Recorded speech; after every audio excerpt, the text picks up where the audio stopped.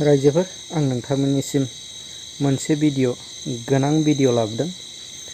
दिनै बाक्सा डिस्ट्रिक्टनि जे निकासि पुलिस स्टेशनाव गोबां पुलिसफोरजों नारा-नाथा आरो गासै बाक्सा डिस्ट्रिक्टनि जे थागिबिफोरा जे जुबिन गार्डखौ जे बुथारग्रा सिद्धार्थ शर्मा आरो श्यामखान बिसोरखौ दा बाक्सा डिस्ट्रिक्टआव दोनफैदोंमोन आरोखि।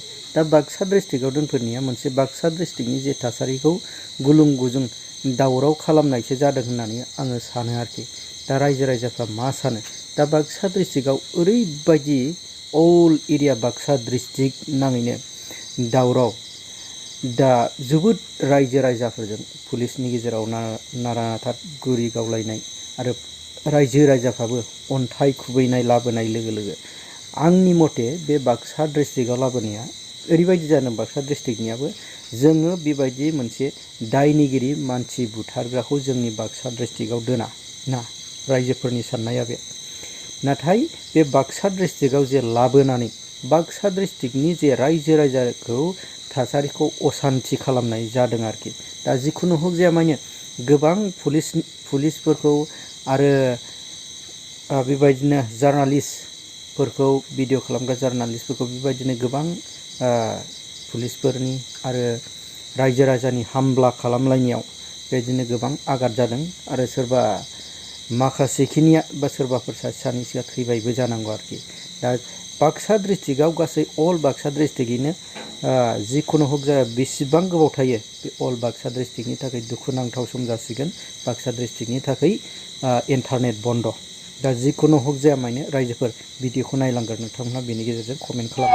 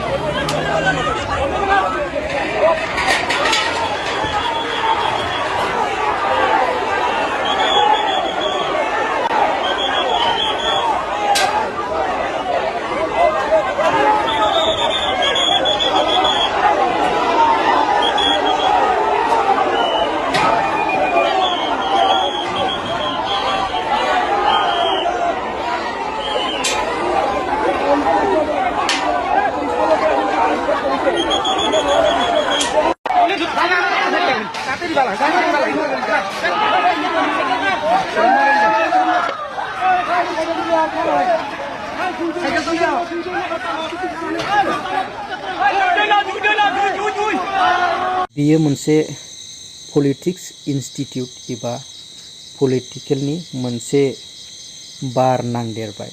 दा फैबाय थानाय जे एमएलए इलेक्शन ना, बे एमएलए इलेक्शनाव बिजेपि राजनितिनि थाखाय मोनसे गाज्रि परिबेस जासिगोन नामा?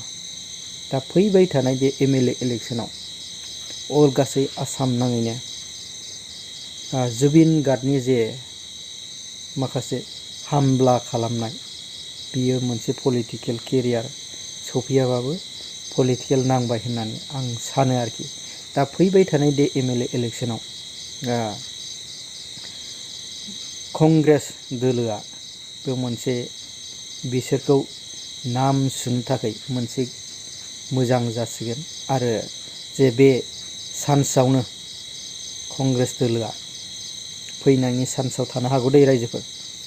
दा बाक्सा डिस्ट्रिक्टखौ बे शियामखान मोहान्त आरो सिद्धार्थ शर्मा बैसोरबायदि मानसिखौ लाबोनानै जे मानसि बुथारग्रा सासे मानसि मोजांखौ जुबिन गार्डमोन बायदिखौ बुथारनानै थाखानि लाब लसनाव बेबायदि गाज्रि मानसिखौ दोना, बेबायदि मोनसे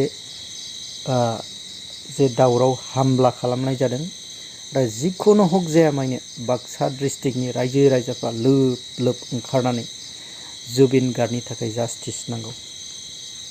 जुबिन गार्डखौ मोजां मोनग्रा गासै रायजो राजा अल आसाम नाङैनो जुबिन गार्डखौ मोजां मोनग्रा जिखुनु बर' गार' राभा जिखुनु आदिबासि जिखुनु हक जाया मानो जुबिन गार्डनि थाखाय मोनसे जास्टिस बिदों ना।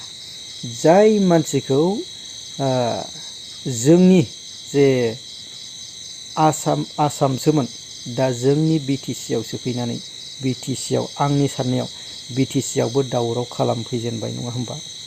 दा बेखौ साबधान लानांगोन बा जोंना बबेबा चिरां बा क'क्राझार बावबो जोंनि जायगायाव दावराव खालामफैगोन नामा। दा गासै बाक्सा डिस्ट्रिक्ट नाङैनो जुदि इन्टारनेटखौ जुदि बन्द खालामबायबा अब्ला बै अनलाइन खामानि मावग्रा बा माखासे बबेबा थांनाया बहुद जेंनायाव गोलैसिगोन ना रायजोफोर। दा रायजोफोर नोंथांमोनहा बे जुबिन गार्डखौ बुथारग्रा जे श्यामखान महन्त आरो सिद्धार्थ शर्मा बिसोरखौ लाबोनाया जोंनि बिटिसिआव लाबोनानै सोफैनाया मोजां जादों ना गाज्रि जादों ना सोरनिबा थाखाय नै दा रायजो राजा गासै जोंनि बिटिसिनि रायजो राजाफोरनियावनो दा बियो नांबाय होननानै आङो सानो ना। रायजोफोर नोंथांमोना कमेन्टनि गेजेरजों फोरमायहरदो आरो जायफोर बाक्सा डिस्ट्रिक्टआव जे इन्टारनेटजों खामानि मावग्रा बा निउस मिडिया हगारबा इउटुब हगारग्रा बैसोरनि थाखाय बहुद दुखुनांथाव जाबाय रायजोफोर ना। रायजोफोर नोंथांमोना कमेन्टनि गेजेरजों फोरमाय।